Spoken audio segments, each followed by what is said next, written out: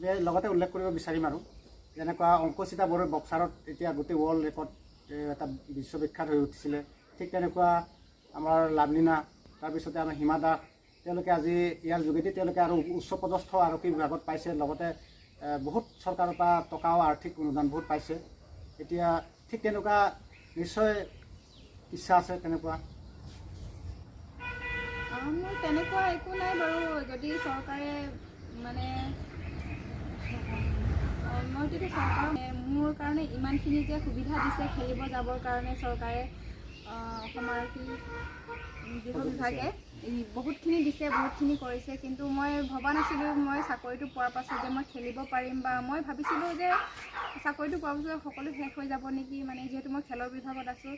কিন্তু মই এনেকুৱা লাগিছে যেন মানে কয় নহয় কি কয়, পানী নথকা গছ এজোপা মৰহি যায় বুলিকে, ঠিক তেনেকৈ চাকৰি পোৱাৰ পাছত মই এতিয়া খেলৰ বিভাগত আহি হয়তো মই ইমানখিনি ইনস্পায়াৰ হৈছোঁ।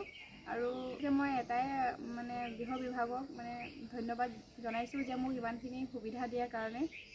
আমি এইখিনিতে উল্লেখ কৰিব বিচাৰিম যে তুমি আজি যেনেকুৱা এথলেটিক্সৰ যোগেদি যেনেকুৱা আমাৰ এই নিচেই ওচৰত বেলেগুৰি গাঁৱৰে ছোৱালী আছিলে এই দেৱযানী বৰা, তেওঁতো ইণ্টাৰনেশ্যনেল লেভেলত তাইও শ্বটপুট আৰু জেভলিন থ্ৰ' এইবিলাকৰ যোগেদি মানে সুনাম কৰিবলৈ সক্ষম হৈছিলে।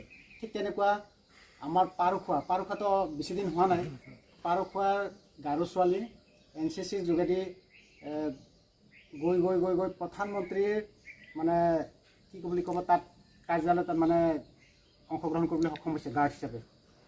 গতিকে তেনেকুৱা ধৰণৰ অভিভাৱকসকলে যিহেতু গুৰুত্ব দিয়া উচিত, তাৰে আমি লগত আমাৰ আছে পৰিয়ালৰ হৈ আপোনাক দুআষাৰ ক'বৰ কাৰণে অলপমান ইয়াৰ ওপৰত মানে তেওঁৰ হৈ বা আৰু কি ক'ব আপুনি? তাই মই যিমান দূৰ লগ পাইছোঁ, তাই বহুত সৰুৰ পৰাই খেলা ধূলা নাচ গান এইবিলাকৰ প্ৰতি তাই বহুত, আৰু তাই খুব বেছি মানুহ প্ৰিয়, তাই মানুহক ভাল পায়, খুব মৰম কৰে, তাই খুব মানে এটা এইটো কি ক'ম, চঞ্চল মন মানে কি, তাই খুব উদাসীন মন এটা, তাই সকলোকে ভাল পায়।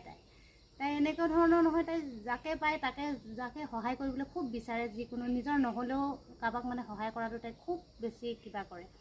গতিকে তাইক যি দেখে, তাইৰ দৌৰ খেলা ধূলা নাচ গান এইবিলাকত মানে তাই খুব হাবিয়া খুব কৰে, দৌৰি ফুৰে, নিজে গৈ মানে বহুত চেষ্টা কৰে। এনেকুৱা এটা দিন তাই আহিছে নহয়, খেলি